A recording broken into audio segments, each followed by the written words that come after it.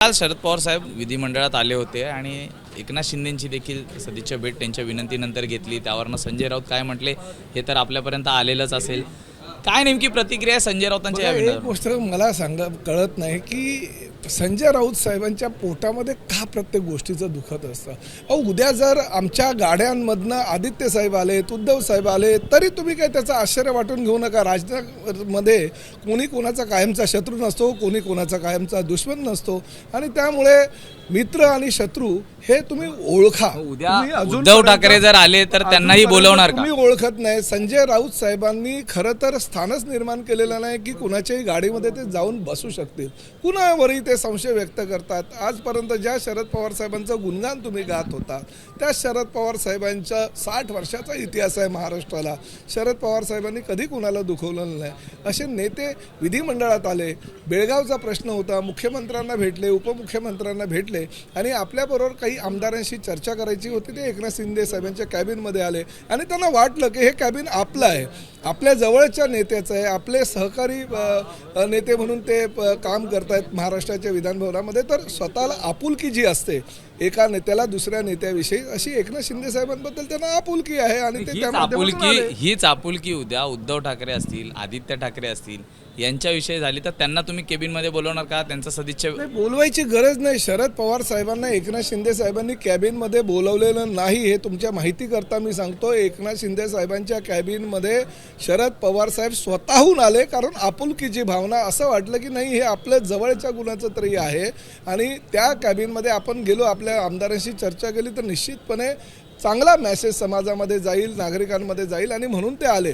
परंतु पवार साहेब आपल्या कॅबिनमध्ये आलं हे कॅबिनेटमध्ये बसलेल्या एकनाथ शिंदे साहेबांना कळल्याबरोबर ते ताबडतोब कॅबिनेट बैठक सुरुवात होणार होती, परंतु ते 5 मिनिटांसाठी खाली आले त्यांच्या कॅबिनमध्ये आणि पवार साहेबांचा पुष्पगुच्छ घेऊन सन्मान केला। कारण राजकारणामध्ये वरिष्ठ नेत्यांचा सन्मान करण्याची भूमिका नेहमीच आमच्या पक्षाची आहे आणि ते एकनाथ शिंदे साहेब त्या पद्धतीने पाळत असतात। आपण म्हणाला राजकारणात कधी कोणी कोणाचा शत्रू नसतो, कधी कोणाचं जास्त वैर नसतं।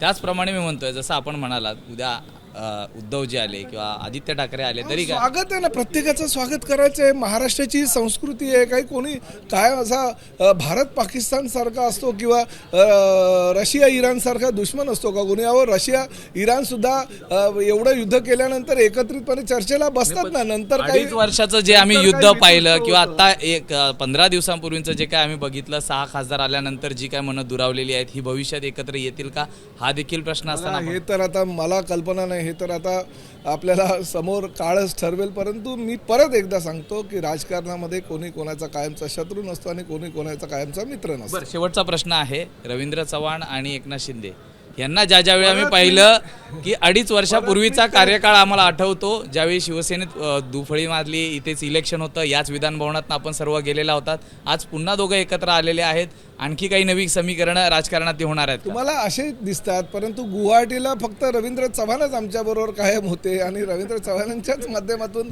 सगळ्या घडामोडी, त्यावेळी जो उठाव झाला त्यावर ते नियंत्रण आणि त्यांच्या चाणक्य नीती जी रवींद्र चव्हाणांची ती, त्याबरोबर ती 2 चाणक्य एकत्र आल्यानंतर काय होतं याची परिणती तुम्हाला 2022 आलेली आहे। त्यामुळे रवींद्र चव्हाण आमच्याबरोबर आले किंवा रवींद्र चव्हाण एकाच गाडीतून आले असं काही नाही। म्हणून परत मी एकदा सांगतो, काही समीकरणं बदलणार आहेत बघा, राजकारणामध्ये समीकरणं ही रोजच्या रोज बदलत असतात। आताही बघा, सुनील तटकरे साहेब आणि त्याचबरोबर जयंत पाटील साहेब हे आता एकनाथ शिंदे साहेबांच्या कॅबिनमध्ये बसलेले आहेत। म्हणजे आता ठीक आहे, त्यातले सुनील तटकरे साहेब गेलेत, परंतु दोघे एकत्र बसले होते। मी त्यांना म्हणालोही की बघा, आम्हालाही बरं वाटतं की शेवटी शिवसेनेशी जवळीक तुमची वाढत चालली आहे आणि राष्ट्रवादीला कन्व्हिन्स करण्याचा प्रयत्न केला। राष्ट्रवादीला तुम्ही म्हणजे आमच्या शिवसेनेची कॅबिन अतिशय जवळची वाटते, त्यामुळे आमच्या कॅबिनमध्ये सुद्धा काही भाग हा तुमच्यासाठी राखीव ठेवायला आम्ही आजही तयार आहोत।